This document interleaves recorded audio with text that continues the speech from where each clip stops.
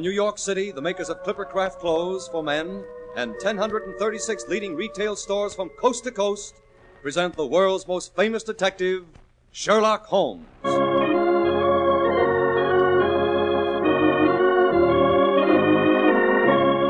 Tonight's story, The Adventure of Shoscombe Old Place.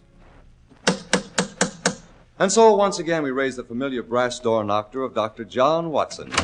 Well, Mr. Stark, come in. This is indeed a pleasure.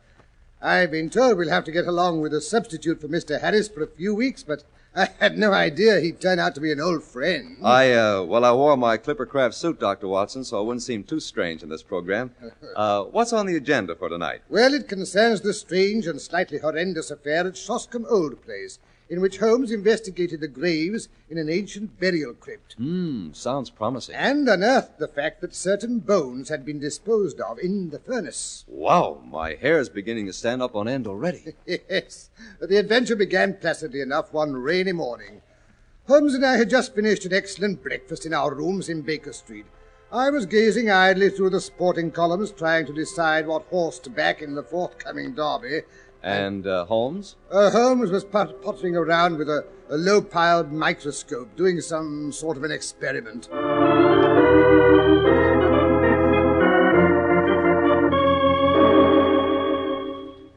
Daredevil quoted as favourite, eh?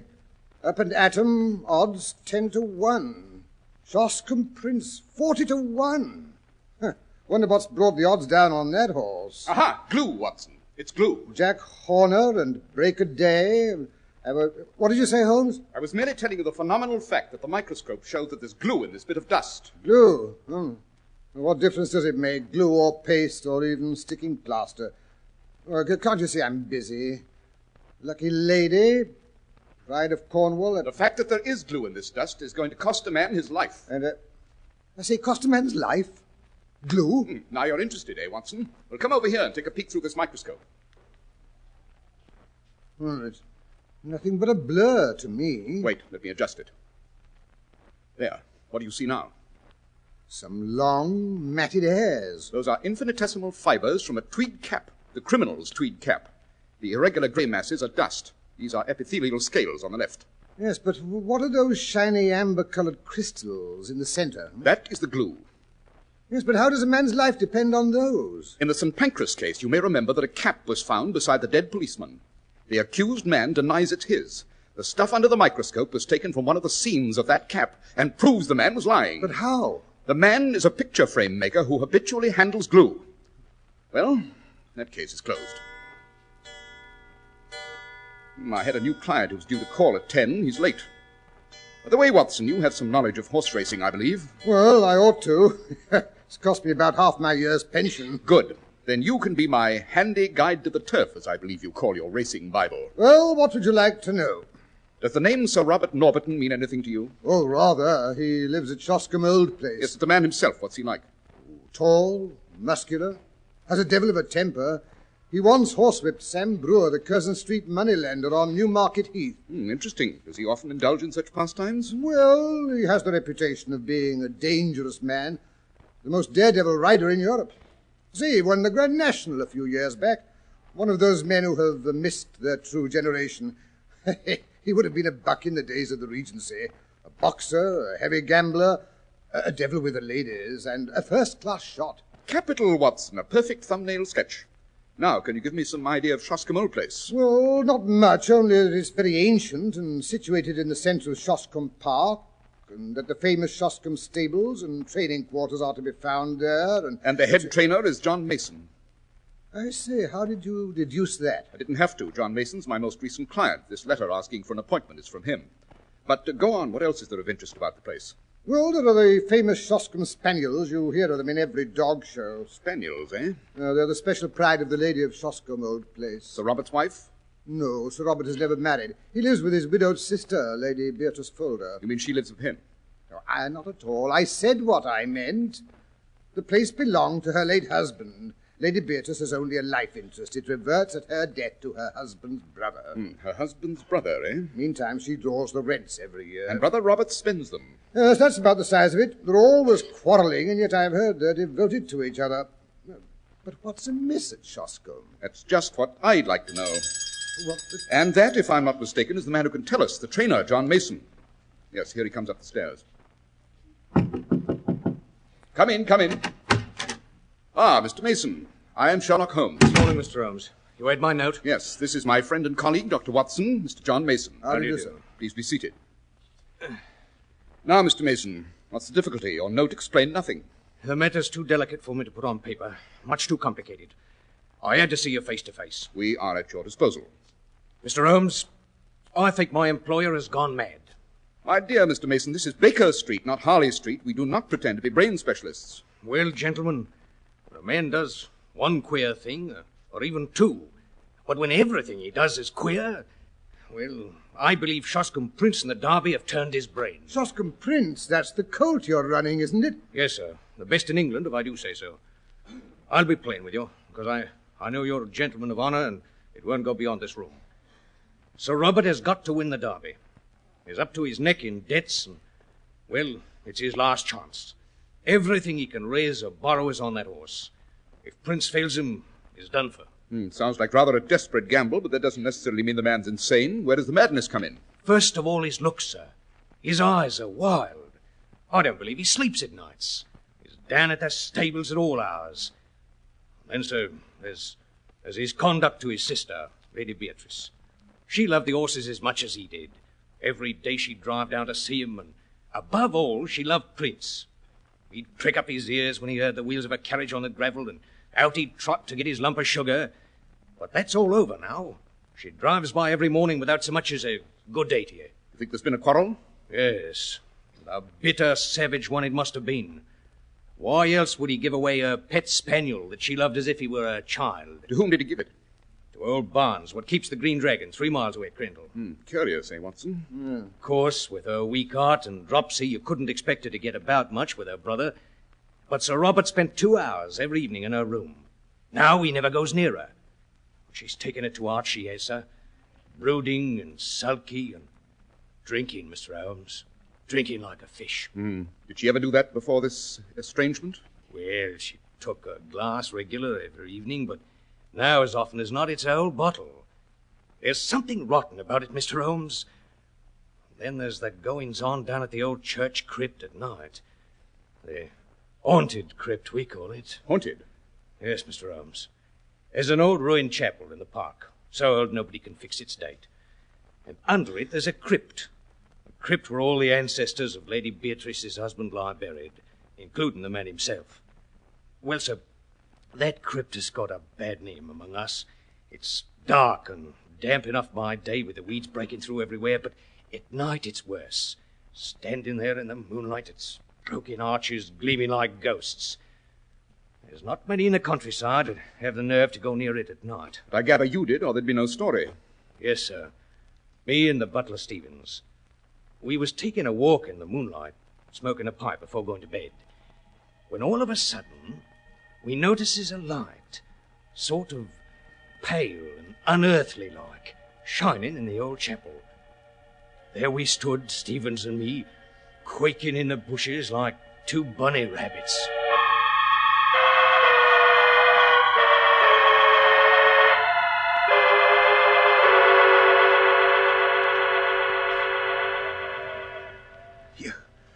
You see that, Mason?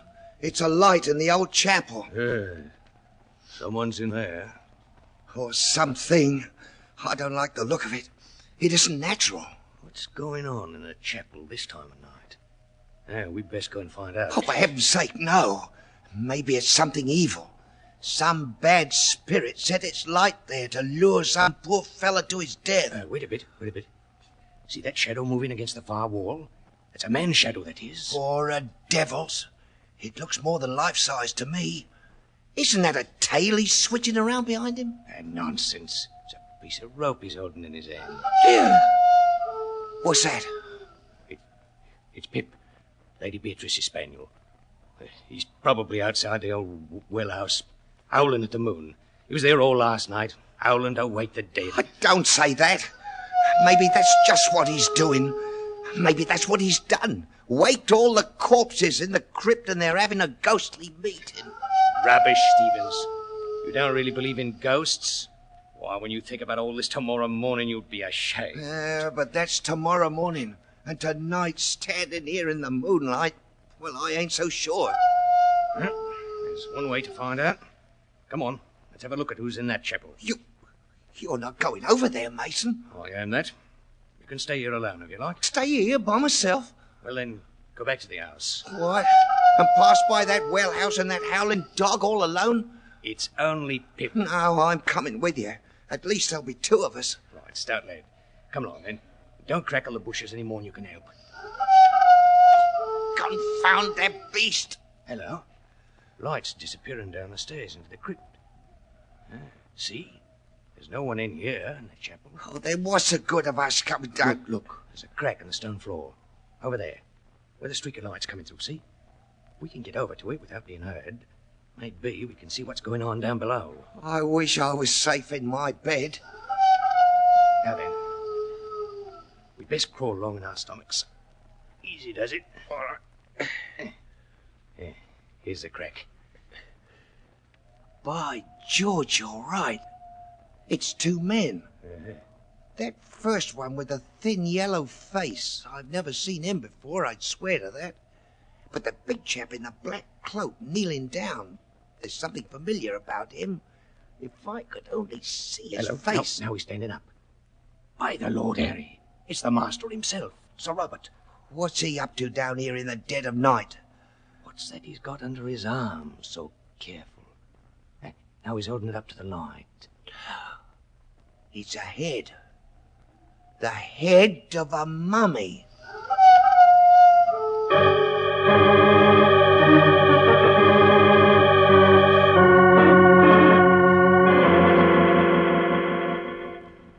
What an eerie experience, Mr. Mason. Well, that it was, Dr. Watson. I'd have given me notice the next day, except that, well, I didn't want to leave Lady Beatrice alone at the mercy of that ruffian. I tried to see her ladyship and tell her what was going on, but she wouldn't see me. Sent out word by our maid, Carrie Evans, she wasn't feeling well enough. Not feeling well enough? Yes, Mr. Holmes. But she was well enough to go out driving all the same. How long has this maid, Carrie Evans, been with Lady Beatrice, Mr. Mason? Going on 5 years, sir. And she's devoted? She's devoted, all right. I won't say to whom. I can't be creating scandal. You don't have to. Sir Robert's reputation with the ladies is, shall we say, a trifle shady. Yes, and scandal's been clear for a long time, I'm afraid. I say, Holmes, perhaps that's the cause of the quarrel between the brother and sister. Being an invalid, she has no way of enforcing her will. So the hated maid is still at Shoscombe. Lady Beatrice sulks and takes to drink. Sir Robert becomes angry and gives away her pet spaniel. That explains everything, doesn't it? Everything but the nocturnal visit to the crypt, who the yellow-faced stranger was, and why Sir Robert was holding a skull in his arms. Just a few trifling omissions, Watson. Oh, go to blazes. Quite. Now then, Mr. Mason, you say Sir Robert gave his sister's spaniel away to the proprietor of the Green Dragon. Yes, Mr. Holmes. When was that? About a week ago, sir. Day after we saw him in the crypt. The very day Sir Robert left for London. Oh, he left for London, did he? Yes, sir. And has he come back? We're expecting him back tomorrow, sir. And has Lady Beatrice been taking her morning drives the same as usual? Yes, Mr. Holmes. 11 o'clock sharp. She and Carrie go out together. I'm not quite clear what you expect me to do in this matter, Mr. Mason. Maybe this will make it more definite, sir. Yes, I've been wondering what you had in that paper bundle. It's something Harvey. He's one of my lads. Found in the furnace up at the big house when he was raking out the cinders yesterday. A bone. Badly charred. I say What is it, Watson? Your knowledge of anatomy is more accurate than mine. That's part of a femur. A human bone. Exactly. When does this lad tend to the furnace? Every night he makes it up and then leaves it. Anyone could visit it during the night. Yes, sir. You don't think Sir Robert... Watson, you forget Sir Robert's supposed to be in London. These are deep waters, Mr. Mason. Deep and rather dirty, but I'm beginning to see to the bottom. How is the fishing in the neighborhood of Shoscombe, old place? The fishing, Mr. Holmes? Yes, the doctor and I are famous fishermen, and we haven't had an opportunity to show our prowess this season, eh, Watson? Well, if it's fishing you're after, there's nothing can come up to the trout in the middle stream. Good. You may address us in future at the Green Dragon. We shall reach there tonight.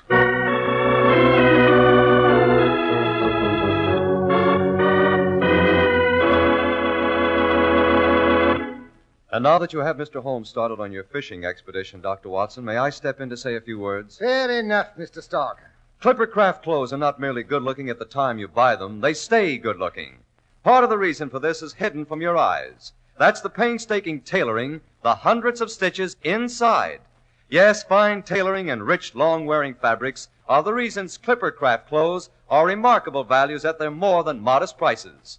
Naturally, prices low as these wouldn't be possible without the unique Clipper Craft plan. This plan concentrates the buying power of 1,036 great stores across the country, creating year-round economies in manufacturing and distribution costs. That's why you pay only $40 and $45 for a Clipper Craft suit, only $40 for a top coat or overcoat, and only $26.50 for sport jackets.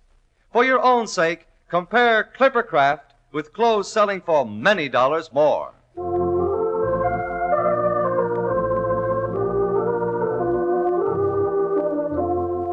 And now to return to our story, Dr. Watson. Well, suppose we pick up after Holmes and I had settled ourselves at the Green Dragon.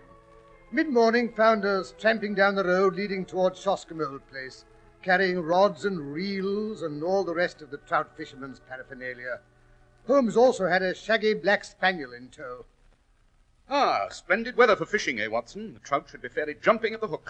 Yes, I shall have a good opportunity to try that new fly of mine. If that confounded dog doesn't scare the fish away. What in thunder made you bring that spaniel along? You mean Pip? Yes. Down, boy, down. I saw him tied up in the front hall of the inn. Mine host says that they have to keep him on a leash or he runs straight back to his old home. Easy, Pip, don't pull so, boy. The poor dog seemed to want to go walking, so I said I'd take him. Yes, but a dog on a fishing jaunt, oh, really, Holmes, you... Now, if we were going hunting, it'd be different, eh? Yes, but it's not the hunting season. You never know. We may get in a little hunting before we get to our fishing. Ah, that is the entrance gate to Shoscombe old place, I presume. Handsome old ironwork. And tightly locked, too. Dear Sir Robert is very jealous of his privacy, eh? You would be, too, if you had a horse you expected to win the Derby. I understand he's very vicious with touts or any stranger he catches snooping around his property. I say, look. Here comes a big yellow open barouche. Yes, Lady Beatrice returning from her morning's drive, I fancy. I thought we should have some hunting this morning. What do you mean? Pip and I are going to hide behind this hedge. When the footman gets down to unlock the gates, I want you to engage him in conversation. Yes, but I don't understand, Holmes. Holmes, where are you? Where did you go? Here, behind the hedge, trying to keep this confounded dog quiet. Here they come. I say the old girl must be 1,000,000 years old, all bundled up in shawls and veils and things. That must be Carrie beside her, the one with the suspiciously blonde hair. They've stopped. The footman's getting down off the box. The gates are swinging open. After him, Watson, after him. Hello there. I say, my good man, can you tell me how to get to the mill stream? Now then, Pip, out you go, old boy. It's your mistress. After her, boy, after her. There he goes. He leaps into the carriage onto his mistress's lap. By Jove, he's snarling. He's trying to bite the woman. Get that confounded dog out of here! Drive on! Drive on!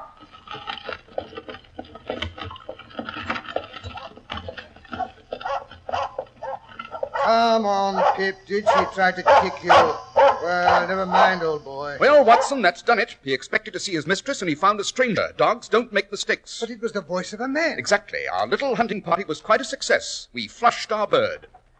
Now, come along, Watson. The fish are waiting for us. Look here, Holmes. You're not going to give up this clue. Not exactly. But our hunting must be postponed until after dark. And then, I promise you, it will be for big game.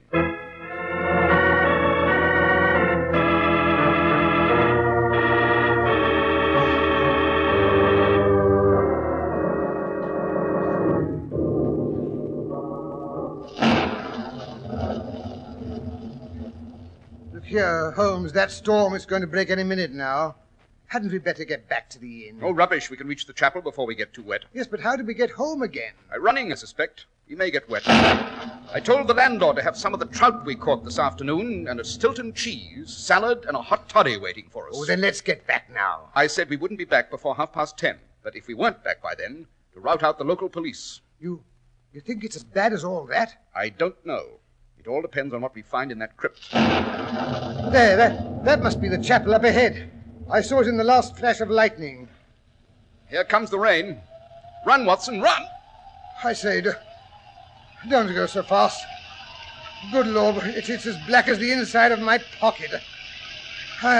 I've lost the chapel. No, there it is. Over here, Watson. Over here. There's an entrance. Right. Oh, great thunder. I'm soaked to the skin. It's coming down in torrents. Here, this must be the stairs leading down to the crypt. I say, Holmes, you have eyes like a cat. I can't see a blasted thing. Take my hand. Easy now, easy. Don't fall and break your neck. There. Now you can light the lantern. As if I can find a match that's dry enough to light. They all feel like spaghetti.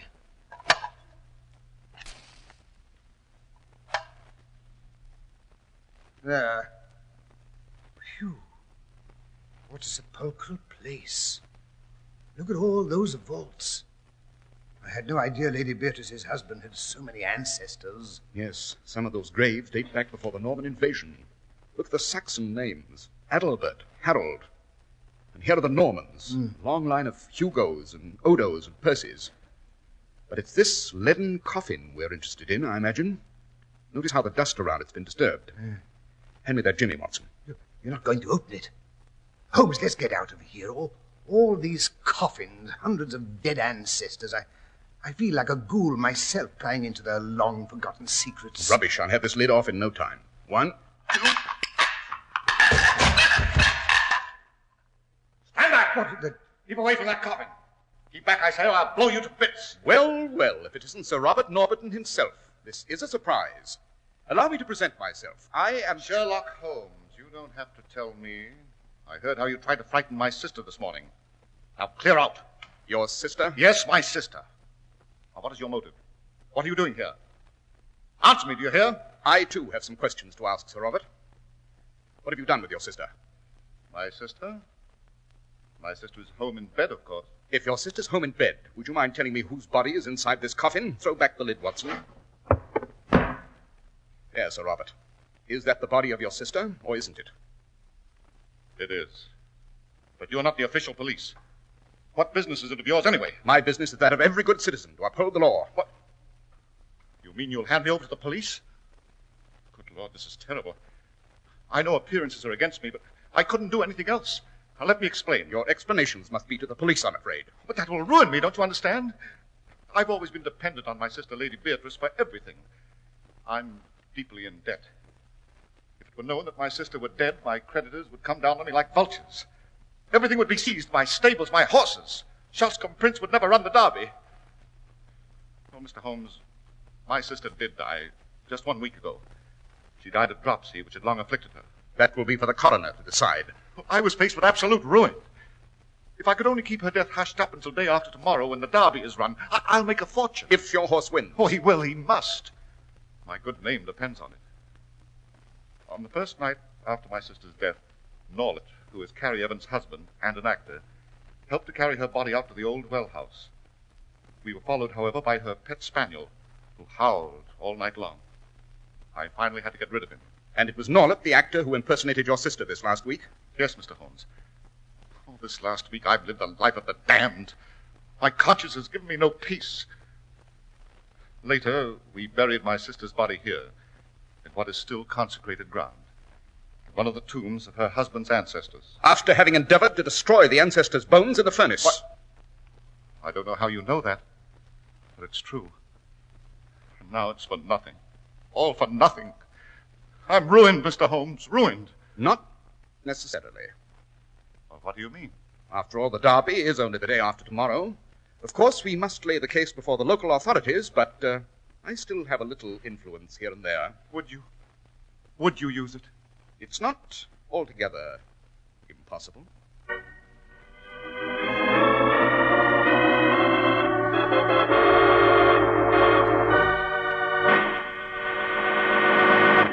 And now, Dr. Watson, before you tell us Holmes' rather surprising decision in the case of Sir Robert, I'd like to make one more speech on behalf of Clippercraft. Go ahead, Mr. Stark. When you advertise anything as extensively as Clippercraft, the product's got to be good. Clippercraft clothes really have to have it, and they have. They're the most amazing clothes you've ever seen at prices so very modest. Remember, Clippercraft suits are only $40 and $45, top coats and overcoats only $40, and sport jackets only $26.50. No, you won't find such smart styling and comfort, such rich, long-wearing fabrics, even at far higher prices. They're made possible by the renowned Clippercraft plan, concentrating the buying power of 1,036 of the nation's finest stores from coast to coast. So that these great clothes are available to you at your own local independent store, the store you can trust. Yes, selling expensive clothes at inexpensive low prices at the nation's finest independent stores is the great big idea behind the Clippercraft plan. That's why men who know insist on Clippercraft clothes. So be sure to visit the Clippercraft store in your city. These leading stores in the metropolitan area are proud to add their names to Clippercraft in your suit, top coat, and overcoat. In Manhattan, John Wanamaker Men's Stores, Broadway at 8th and 67 Liberty Street. Saks 34th, Broadway at 34th. In Brooklyn, Abraham and Straus. In Newark, New Jersey, Boulevard Men's Shop, Kresge Newark. And in Jamaica, the B&B Clothes Shop, 16408 Jamaica Avenue.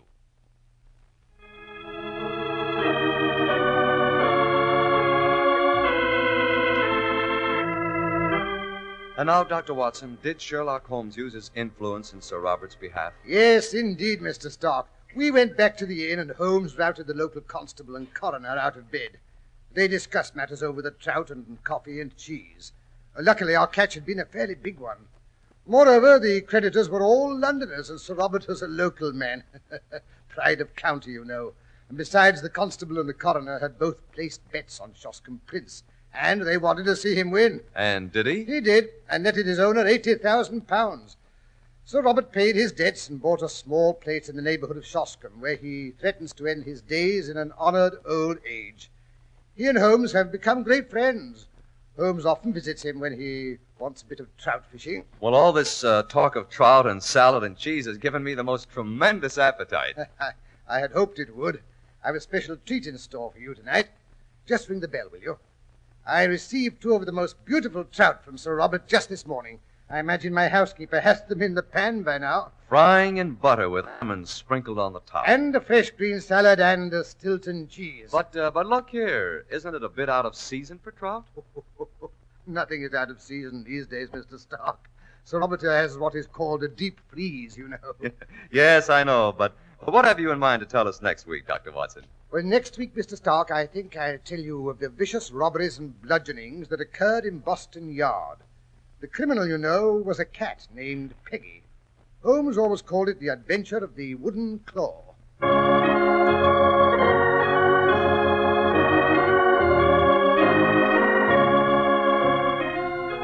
The makers of Clippercraft clothes and 1,036 leading stores from coast to coast have brought you another in the new series of broadcasts featuring the world's most famous detective, Sherlock Holmes.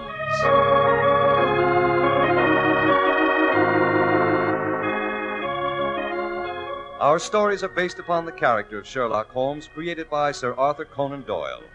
Sherlock Holmes is played by John Stanley, Dr. Watson by Alfred Shirley, and the dramatizations are by Edith Meiser. Sherlock Holmes is produced and directed by Basil Lochran, with special music by Albert Berman.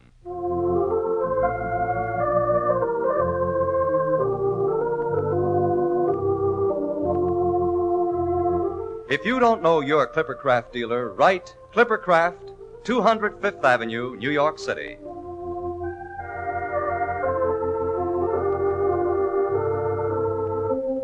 Be sure to listen next week to Sherlock Holmes in The Adventure of the Wooden Claw.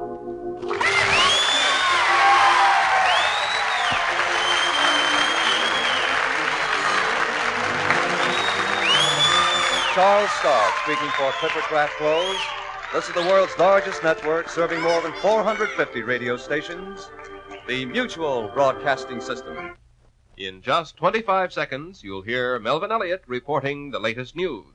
Fly Eastern Airlines' new type Constellation, tried and proven with 300 million passenger miles of dependability. Fly Eastern Airlines.